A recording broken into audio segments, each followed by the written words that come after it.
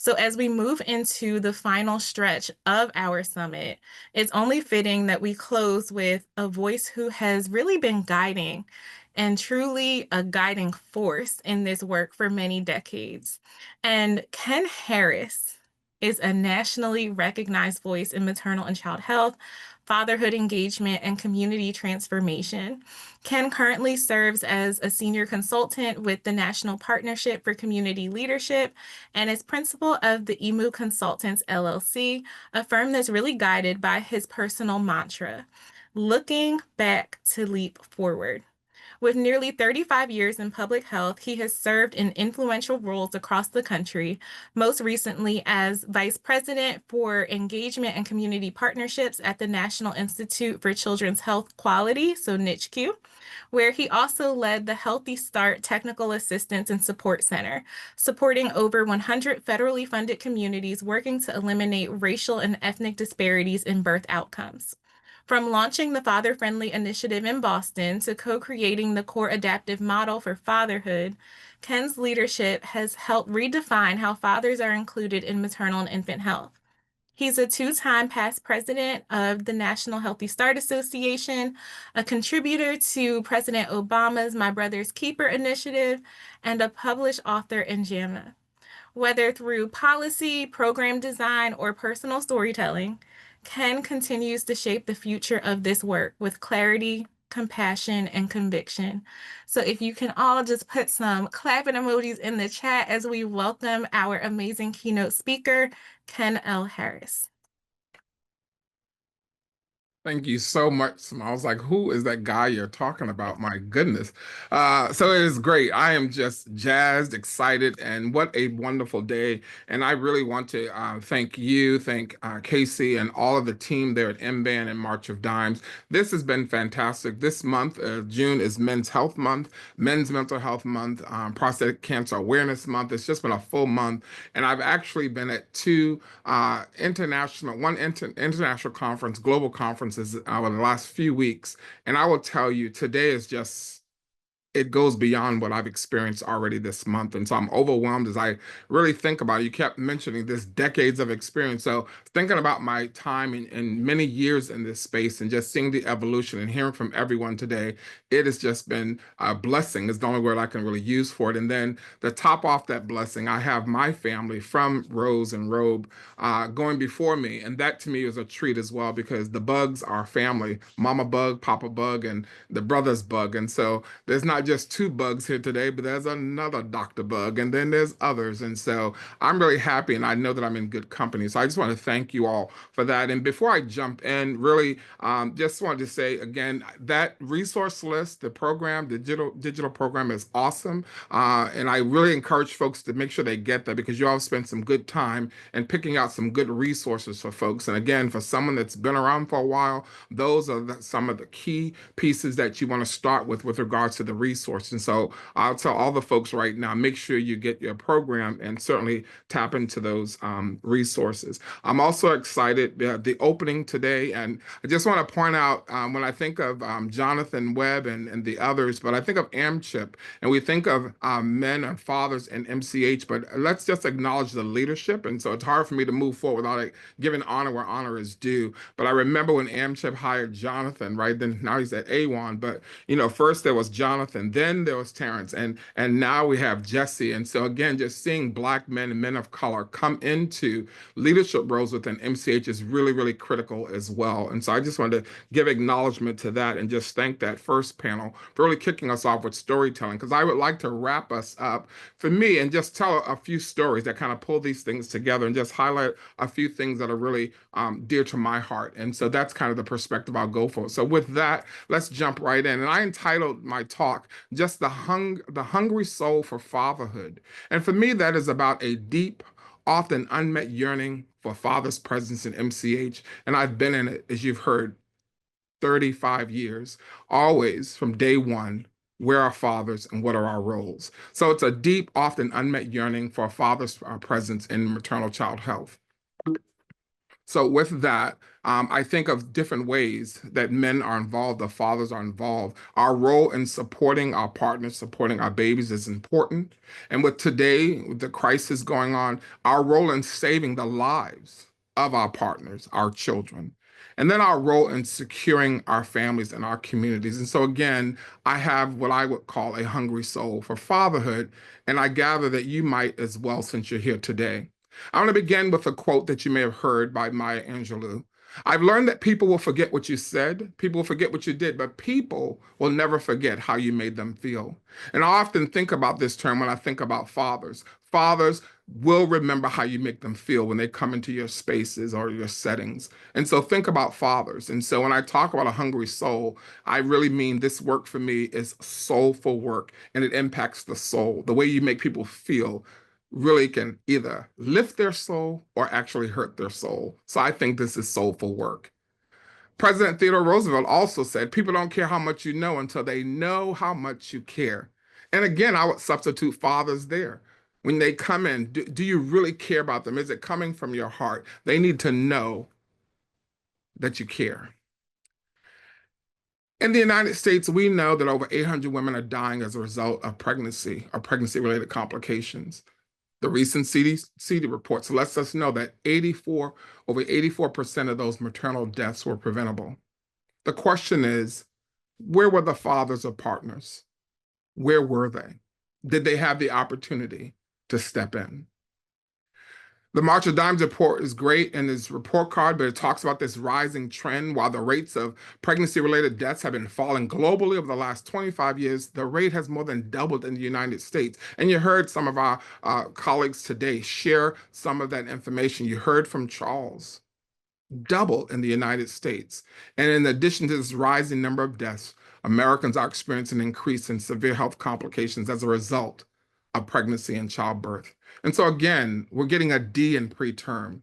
We're doing horribly in infant mortality and of course, maternal mortality. And the report says a change in how we approach maternal health as a nation is urgently needed. And I think we all agree.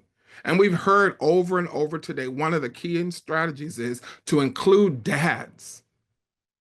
We've rendered him invisible, but have we taken advantage of engaging him? And we have not. But what would happen with regards to saving the lives of mothers and babies if we include dads in what we are doing?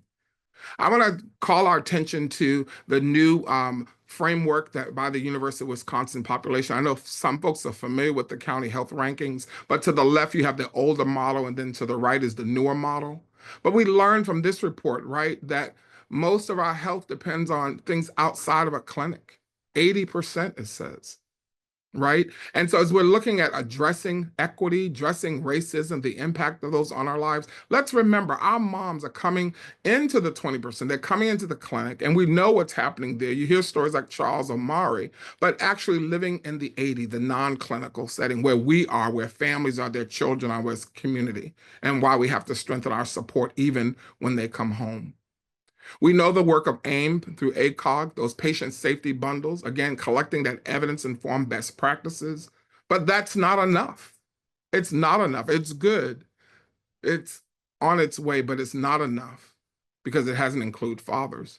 We're grateful for the National Healthy Start Association taking on the AIM initiative and the community care, AIM CCI, with creating these maternal bundles. Really, we're responding to this 20-80%, but that 80% of things happening in non-hospital settings. Again, these are great efforts. And I want to zero in on some work that they've done in working with Dr. Derek Griffin. They had focus group to examine some of the social and cultural and environmental factors that really influence how fathers engage. Getting community perspective, which is so important as we're hearing today. What is the perspective of the community? And that's what you've gotten in the fireside chat. And again, centering the knowledge of birthing fathers and communities in order to improve what we do is important. So again, the confirmation is there that fathers matter too. Again, the effectiveness of targeting male partners for promotion of breastfeeding. The research is here now. 30 years later, we have so much research. But the research reveals that targeting the father is associated with 2 times the likelihood of getting the baby exclusively breastfed for 6 months. That's incredible. So the work of Rose and Robe are really important. And you heard these gentlemen share with you excerpts from Brothers Within Reach. I've read it from cover to cover. This is a resource you want to get. But again, hearing from these men and the language, isn't it powerful to hear men talking about latching or trouble latching and actually understanding? This idea of educating fathers is critical. And we've seen how powerful it can be, again, as we look at what's happening with increase in breastfeeding rates. So, what we know when I talk about this work is for the soul, it's the mind, the will, your emotion. But in our mind, what is it that we know? We know so much now. We know that fathers and partners play a critical role that's often overlooked in maternal and child health. Overlooked, he's been disregarded.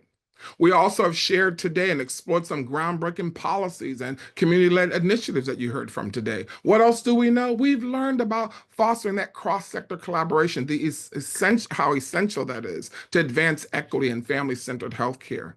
Today, we've also had a chance to spotlight some of those contributions that have been made nationally. And what do we hear today? What have we heard today, and what do we continue to hear? But today it's been highlighted the impact of engaged fathers and partners on birth outcomes and maternal health. We've heard about strategies to reduce infant mortality and maternal mortality, right? And under resourced communities. We've also heard about these policies and programs that really can remove the barriers to partner involvement in this work. So the role of fathers in maternal mental health is important as we emphasize the breastfeeding support as well as child development. And that's a whole nother webinar to do around fathers' impact on early childhood development right up through high school. So again, let's concentrate on what we've heard and let this information kind of settle in us and then think about what we need to take. So clearly for me, this work is work of the soul. It engages the mind, how we think about things. It certainly engages the will, what we want to do and know, what we need to do, what is necessary to do, and having the will to do these things, the courage it takes to speak up, as we've heard, the advocacy piece is important. And then emotionally, yes, it's emotional because our mothers, our sisters, our daughters are dying, our babies, our sons are dying. It is emotional. And you can't do this work unless you're bringing that passion to the work. It's personal for me, and for many of you in this space, it is personal. Personal. It's personal because you've come to the work for that reason. Your soul. And so that's why storytelling matters. As you heard Chris and the others, and all of us have these stories to share because the stories matter. And so I'll share my story really quickly. And that's my son. I remember lying on the bed that day, just happy as I wanted to be, looking at him in amazement, as you heard from Kenya and the others that talk about how wonderful it is to be a father. And I was told I couldn't be one. So when we got pregnant, I was over the moon and really involved dad. But there I was, just looking at him, amazed because of the journey he had to get to my bed, just sitting there that time. So I remember early on the 8 weeks, right? That picture, you would have thought it was a graduation picture. I took it everywhere with me. It was in my wallet. I showed it to everyone that would look. I remember showing it to my mailman in the morning. I showed it everywhere I went. I said, "This is my son." They're like, "Kenn, where is he?" Yeah. But this is my first picture. But we had the wonderful OBGYN, and she was the best in Boston, Beatrice Pitcher. And we wanted her, right? She was one of the two, and we got her. So we had the best care. I'm working, I have the insurance, I have all of those things. She was the best. But I remember even when I went in for one of the visits where it wasn't her attending to my wife, but it was the other OBGYN, Dr. Charles Mansour. Now, you all, he was like younger than me, very handsome, and he came out of the office and he greeted my wife and didn't say a word to me on his first time seeing me. I was like, "Hey, bro, talk to me as well." And so again, how we get introduced or treated in the setting is really important. But that was my first offense. But Charles, he was good because I talked with him afterwards, and that was my first office where I made a father-friendly environment. But Beatrice was there. We had all this wonderful care. But when Colton was born, he spent his first 7 days in NICU. And I had no idea what that was all about. And it was horrible because my wife was in trouble. She couldn't move. She couldn't come down to the NICU. It was just a lot going on. We had planned to breastfeed and she couldn't. And I remember talking to the staff, the nurses. I said, "Can you help my wife? Can you help my wife?" I was told she'll be all right. She'll be able to get up in a couple of days and she can go. I mean, they just had no concern and certainly didn't comfort me. But I was going from the NICU to my wife's room, from the NICU to my wife's room.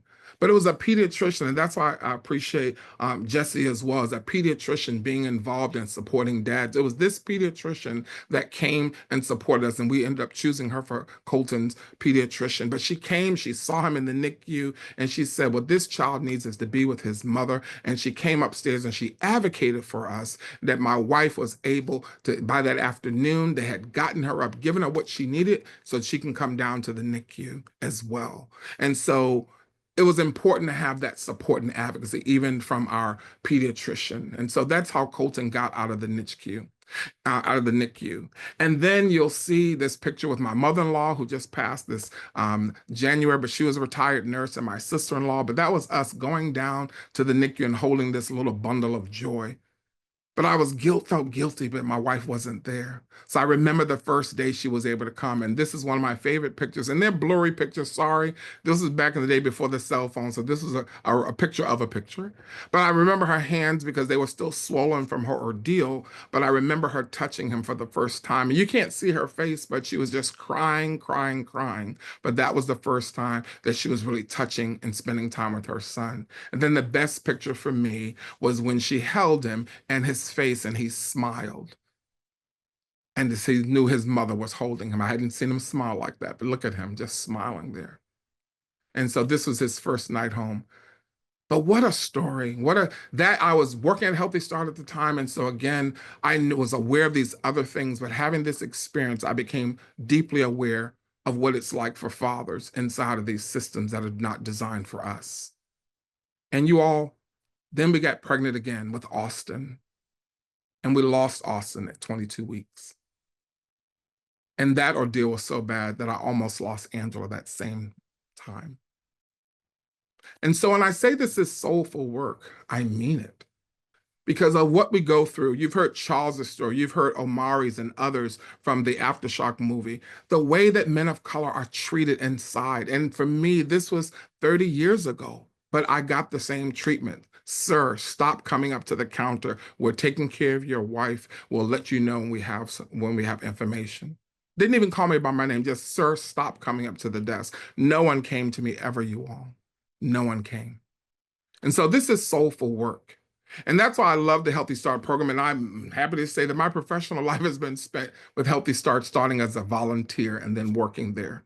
But Healthy Start programs tell the story of how fathers support pregnancy, how they contribute to better birth outcomes, and create optimum opportunities for infants to survive. And it is the one program that has been doing this the longest, in my opinion, and it's just true because no one focused on father. It's a maternal child health program, but has been doing fatherhood since 1991. And up until 5 years ago, fatherhood became a required component for the Healthy Start program, the only MCH program in this country that has fatherhood as a required component.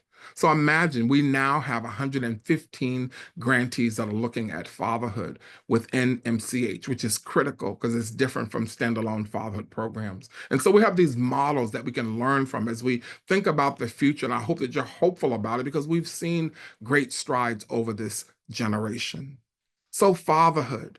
In 1993, Time magazine put an article on and talked about fatherhood because fatherhood was an issue in our country at that time. And I remind some of you newer March of Dimes staff that the March of Dimes was a pioneer in the fatherhood work as well, because they had a program called Men Have Babies Too. I was one of the first classes trained on it. And that's what we did within Healthy Start. Men have babies too. Everyone was focused on fatherhood, and that was the beginning of the fatherhood movement in this country. But as we think about overall fatherhood, there was also a story about Black fatherhood. There was a story about Hispanic fatherhood and Native American fatherhood. And this is the Black and brown that we talk about because something different was happening in our communities around fatherhood. And we also looked at poor fathers, right? Low income dads. They weren't deadbeat dads, they were dead broke dads. So the economics had a lot to do with how we support our families. And so it's important to understand the history. So when we think of maternal child health and other programs and their design, Fathers are trying to access systems that were not designed for him. And that's why these systems need to be redesigned to include dads. And that's what you keep hearing all day: inclusion, inclusion, inclusion. So they're not designed for us. So the way we utilize them or the way they treat us are quite different. And the design and how we use the systems are, again, very different. So again, systems not designed for him. So how does he access them? And what do we need to do in redesigning our systems to accommodate him? I like to think about fatherhood work. Think about the family as a house. And when you build a house, you don't start with the roof. And people just want to put a hood on your work. Hey, I'm doing fatherhood work, but you haven't spent time thinking about really what that is. So construction doesn't begin with the roof. So you don't just throw fatherhood on top, because if you add fathers, you'll take them over. We're not an additive. We're part of the family. Right. And so think about families as a house. And so with that, think about fatherhood then as the foundation, part of that foundation. And it's not just when men become fathers. We have to pay attention in this country to boys, especially when we talk about black and brown fathers, because again, what something is happening with our black and brown boys in this country. And it's a life course approach, just like we've learned in MCH. And so that is the foundation of this work. And if you want a strong family, then the foundation has to be strong. And so we have to build fatherhood into the foundation, and that's where the work needs to be. The foundations of family. Fatherhood is part of that foundation, and we need to make sure that it's included. So if fatherhood is the foundation, then we have to assure the foundation. We need programs that really respond and support fathers to help assure the foundation. We also need to establish what are those cornerstones. And many of the father programs, what are the cornerstones that we need? What is the best setup for dads for success? And that's what you've heard about in some of the programs talked about today. We need to create these opportunities for him to build his family. So again, addressing those structures that impact his ability to do that. And that is looking at those systemic structures as well, like racism, right? And inequities. Again, how do we build support around him so that he can have economic viability, so that he can create these opportunities with his family, and then he can be a covering of fatherhood to secure his family. So fatherhood, for me personally, it's still under construction. I've been a father for over 32 years, but I feel like I'm still under construction because I'm learning every day. But we think about within these systems, maternal child health and others, fatherhood needs to be under construction. Some of the early work that we did in Healthy Start, we did this qualitative study with all the Healthy Start programs across the country. Kenn and I did in order to establish our core adaptive model for fatherhood. And what we learned is when fathers are involved during pregnancy, then maternal negative health behaviors diminish. And that is important. So when it comes to low birth weight, the leading cause of infant mortality. So the conclusions of that study let us know that paternal involvement is as critical prenatally as it had been shown to be postnatally for our infants. Fathers are to be accessible, engaged in pregnancy, and begin to demonstrate their responsibility toward the coming child by helping the mother.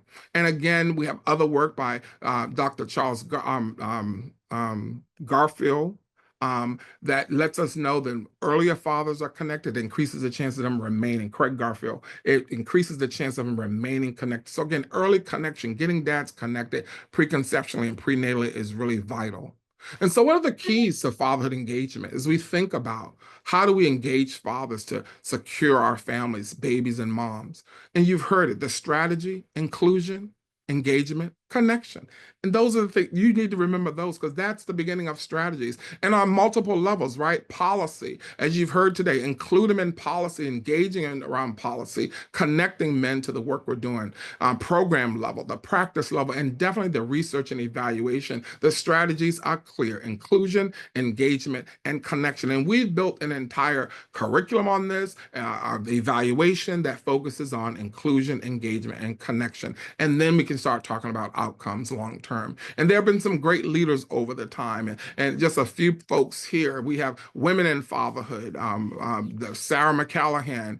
You have Dr. Latrice Rollins, and you've heard our brothers from Atlanta talk about the Morehouse School of Medicine, where she's leading the African American Family Resource Center, looking at fatherhood and family stability. Avis Files is in Ohio doing great work with fathers and mothers there, and just a slew of other folks around across generations or centuries of work. And many of the partners you've heard today are mentioned here. And so fathers in the MCH system in hospitals. So let's take a look at this. And this is just a visual, just to kind of think about what are the barriers and what level are barriers at for fathers. And from the clinic, the program, organization, system, community, and society. So these barriers that fathers have to deal with are really complicated. And so we have to really work, and we have been working to remove the barriers for fathers and families so that fathers can be connected to their children. And one of the things we know we have to do is work on how we see these men. We talked earlier about the perspective, how we see men. We have to start seeing him in context to his family. And so, again, he's not a threat, he's not an adversary, he's an advocate. And so, seeing fathers differently across the continuum is very important. So, as we think about that maternal care continuum, from preconception right to motherhood, we talk about fatherhood as paternal involvement right through fatherhood. And a way to remember when do we include dads? Before, during, after, and beyond, right across that continuum. And whatever she is, he needs to be. Wherever she and the baby is, he needs to be. Whatever she is getting educated on, he needs. What's good for the goose, good for the gander. It's pretty easy. Inclusion doesn't even cost any money, you all. Just include him, make room for him in those visits, treat him. You training on how do we treat men when they come in. So inclusion doesn't even cost money. You just have to be committed. That's why it's soulful work. Think about what do we do if a dad comes in here, and make sure you get consistent with that and build that space and welcome him. So making fathers visible along the continuum is important. So think about that. Preconception, conception, all the way through. You've heard today, we talk about postpartum, which is a critical time, the breastfeeding support, the pediatric care, postpartum depression, but men get it too, but family planning. And what would it look like if we would include dads along this continuum? This is the vision we need to have for moving forward with regards to including dads in this work. Now, this is a complicated slide because I'm just going to emphasize a couple of things here. And this is what you get when you get somebody who's a little bit older. I can talk about fatherhood across 2 centuries because I was born in 1 century of fatherhood, and then I've been doing work across the continuum. So when we think about the maternal child health in this country, when it started in 1912, and we think about the fatherhood work, which really started in the early 90s. So 20th century fatherhood was really fatherhood programs that really just focused on fathers. It did not think about fathers in context of maternal child health. The work that we've been doing for the 35 and Healthy Start has been fatherhood within maternal child health, keeping fathers connected to his partner, to the baby, to community, because that's where fathers are. You're not a father by yourself. You're a father in a context with your partner and with your baby. And so that's important to kind of understand that 20th century father looks very different from what we're doing today, where we now helping fathers to center the child, to center the mom. Like, you cannot afford to have a bad relationship with her if you love your child. And so we work on co-parenting, we work on healthy relationships. Father programs in the 21st century look very different. And that's what you need to understand. But just look at some of the things that have happened across the years. And those of you that have been around for a while, you know what happened with Medicaid over the years. But you also may recall, so again, when think about maternal child health, there's 100 and over 100 years of maternal child health and just 35 years of fatherhood work. But think about in 1975, for example, WIC was established in 1975, you all, but also child support was set up in 1965. So it's kind of for him, for her kind of thing. She got WIC, he got child support. And again, someone had mentioned incarceration earlier, but that's the beginning of the rise in incarceration, because many of our Black and brown men started to become incarcerated because of unpaid child support. So again, there are things happening in the system that were bringing families apart, fragmenting the family. So our fatherhood work is about inclusion. How do we bring these families back together? And I certainly wanted to mention the Fragile Family Study that was done by Dr. Ron Mincy along with Sarah McCallahan. And this was the first study that really started looking at fatherhood. And so this study is now in its third generation. So there's funding that now, this study is the longest longitudinal study on birth cohorts in the country. And now they're looking at the children of the children that were children in the study beginning in 2000. And so if you want to check out some good data, then that's a good report to look at. But I wanted to mention also fatherhood in the age of mass incarceration. Why is this important? Because over 90% of men incarcerated happen to be fathers. And when men come out, as we know from literature, men are living in the shadows of prison, probation, and parole. So it's important to know how are fathers faring after they've come out incarcerated. And again, the policy change that needs to happen. Look at each administration. In each administration, we've seen the increase in and incarceration, and again, impacting again Black and Brown communities more than any other. So it's important, and that's why this is soulful work as well.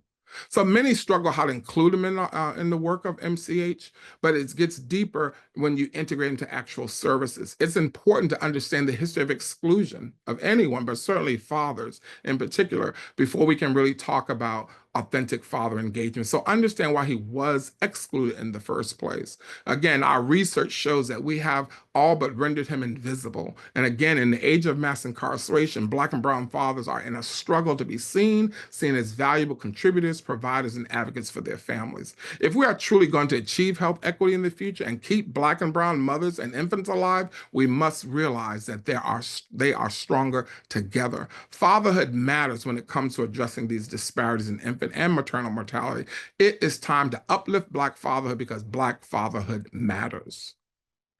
One of my Ascend fellows is Dr. Clinton Boyd, who is now executive director at the Fathers and Family Healthy Communities Organization in Chicago, taking over for Dr. Kirk Harris, another pioneer in fatherhood work in the 20th century. But he said this: Black fathers have always been there. It's time the investment and support finally catch up to our commitment. And he is absolutely right. And we know that the systems pushed men out and fathers out, but they were always there, and research has confirmed that. And so I'm proud of Clinton. He was just on this Sunday for Father's Day. He was featured in Essence magazine. It's op-ed piece, a great piece to read. But again, it reads, "You want stronger Black families, then invest in Black fathers." A very powerful piece that captures a lot of what we're talking about. In addition to that, about 3 weeks ago, his organization released a report, Breaking the Chains, really reclaiming wealth, power, and dignity for Black men. And it's being shared all around the country, and he's speaking all over the country. But again, it captures some of those data elements that we need to understand as we deal with fatherhood within MCH. That's a lot. So take a few deep breaths, if you will.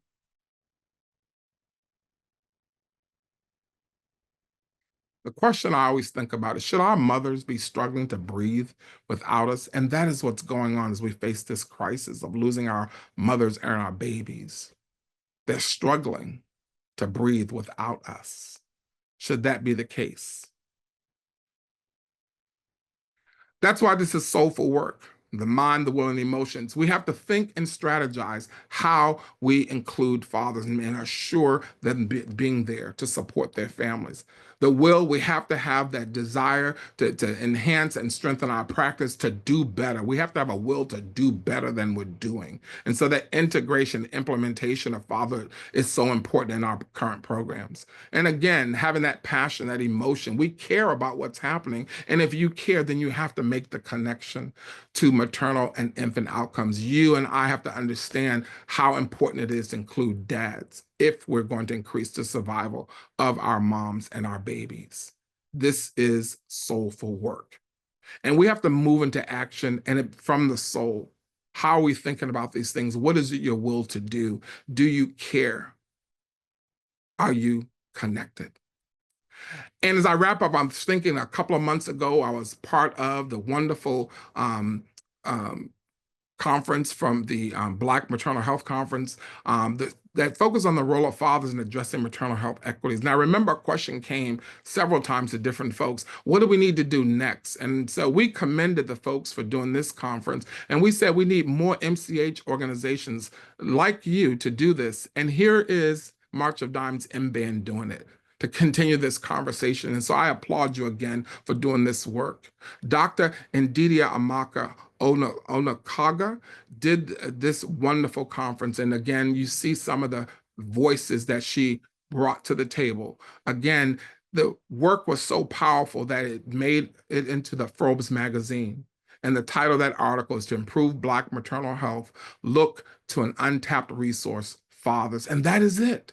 Untapped because we're rendered invisible and valuable. But again, when you do, you're going to see different kind of outcomes. And it's so important what we're doing here today at this summit. And this is an example of that conference was an example of it. And the testimony that's there says this gathering was more than just a conference. It was a restoration. Each conversation poured into something deeper, remembrance, resistance, and renewal. Thank you. I think today is the same thing. We're hearing some powerful, powerful things and hearing from powerful folks doing great things on the ground. And so, again, we should be hopeful and really say, you go ahead, Dr. Ndidi, lifting up the role of fathers. So it's happening, you all. I'm excited. I don't care how you feel in this moment. You have to be excited about what the potential is for including fatherhood in our work. In addition to that, you heard earlier from Kira. She was on Jennifer Hudson, you all, right? Got that $10,000. So again, go Kira, I say, get that money. But more importantly, getting this message out about dads and making that connection. So things are happening that we need to be excited about. And so that's what I mean. Having a soul that's hungry, that's seeking to be satisfied. I'm satisfied by what I'm seeing. And let's continue to satisfy the soul. When we think about MCH, my soul will not rest until fatherhood is fully integrated into what we do with mothers, infants, and children. That is personal. My soul is hungering for that, and I'll keep doing that. But I'll tell you this, the name may not have to change, maternal child health, but the practice has to. Because if you understand why we have maternal child health, then you want to honor that. And I honor that. I've been doing that for 35 years. I'm not one of those folks that change the name. I want to make sure the practice change. Make sure the practice change. And you heard from Charles, and that is his word. When he used it years ago, I said, make sure you capture that word. I want everyone to know that advocacy comes from Charles Johnson because he is an example, a model of what men in this new generation can aspire to, what he's doing, committing himself, raising his boys, but doing this incredible work. Advocacy. And you heard he started for Kira for dads. A paternal centers of excellence. So he's moving. He's a great example to encourage us. And so looking at him, you have to agree that this is soulful work. So that's what I'm talking about. My soul will be satisfied seeing that. How about you today? What will you do to satisfy your hungry soul for fatherhood? Because all of us can do something, but what will you do? Remember, inclusion, engagement, and connection. There's something you can do. Just move from your soul today. So I think it's been great hanging out with you out this summer today. I am more than excited. I've gotten so much notes from all that's been shared, and it's been wonderful to be at a summit. We've come up to a certain place, but now it's time to descend. So the urgency brought us here. Mothers and babies are dying at rates that are unacceptable to us. And we have not tapped into the fathers to help us in this work. And so the urgency brought us here today, but we have to descend. We have to go down from the summit after this is over. And we will be leaving with that urgency still, but it's accompanied with intentionality. So we hope that you've been empowered. I feel encouraged. I hope you've been encouraged. As you think about the descent, I hope you are energized to go and do something. That is my hope. And being hopeful isn't about just being blindly optimistic. It's about believing in your personal power and activating it to transform the world. And I believe all of us can do that today. So hopefully everything you've heard, all of us, we've confirmed your belief that you and we together can improve outcomes by acting now to include fathers. And the goal, we unspoken, but it was there to ignite and inspire transformation. And you can't behave or do anything differently until we value and believe that fathers matter. And with that, we'll start thinking differently. And you all know behavior follows the thinking. And so that's what transformation has been about. Changing what we value, what we believe about fathers and their involvement, and then putting some new thinking into place. And so we can see some new behaviors in our systems. And so I'm going to echo Maya Angelou once again as I close. I've learned that people will forget what you said, they'll forget what you did, but people will never forget how you made them feel. All of my friends that have spoken to you today hope that you are feeling fatherhood in your soul. I know that I am. I want to thank you for listening to me. Thank you for having me. This has been awesome. Today's summit has satisfied my soul right from the beginning. So I want to thank you, March of Dimes and MBAN. Thank you, everyone, for your commitment to fatherhood. And the picture in the center, that is my Angela and my Colton, who's now 32 years old. And my wife is happy. I think she's really happy. Today is our anniversary, so she's still with me after 36 years. And so I'm happy to report that they survived the story that I shared in the beginning, and we're creating new stories. There's some resources here.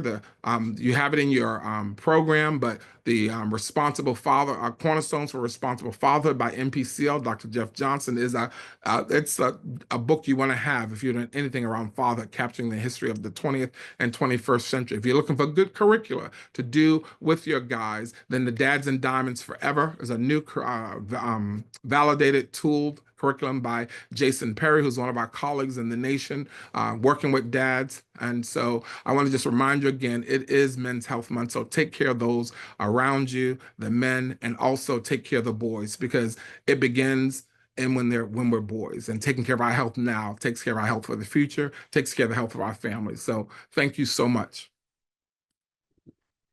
Thank you, and happy anniversary.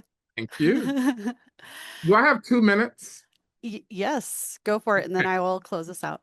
All right. So I just want to say thank you, but I want to take 2 minutes to share this video, and hopefully it'll play. I know I couldn't let me just make sure I'm gonna share again and see if the sound will pick up, but I may have the same problem that our bro had earlier. So let's see. There should be a little checkbox where you can say include my sound or something like that when you share. That's all I was looking for. Yeah, it won't highlight it. I'll just see if it plays. If not, we'll be fine.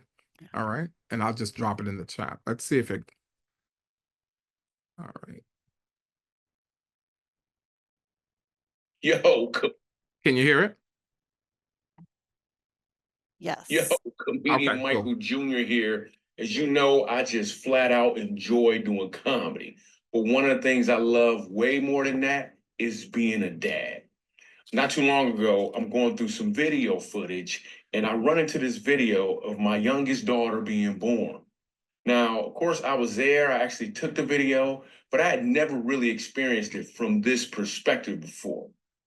Now look, we're in the hospital room. She's sticky and she's baby and all that stuff, and she's in the middle of crying. And then I speak up. I start talking to her, and watch how she responds when she hears my voice.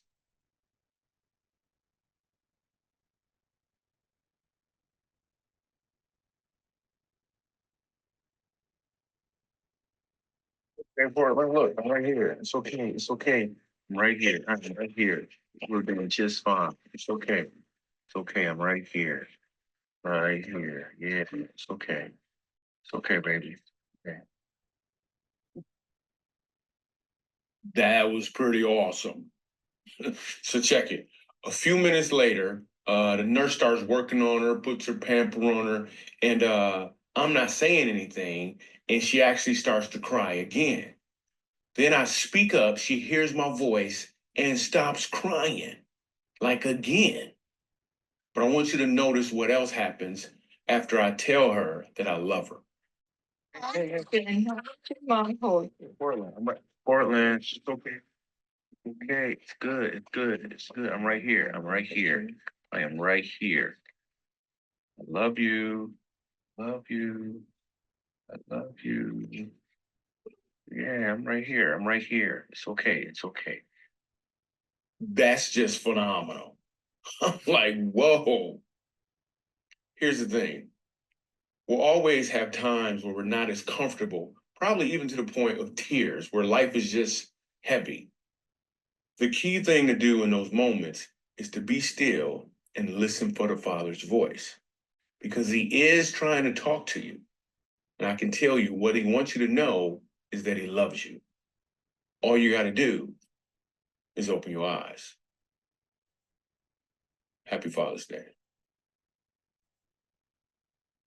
Thank you so much. I thought that'd be a great way to end. The Father's voice matters.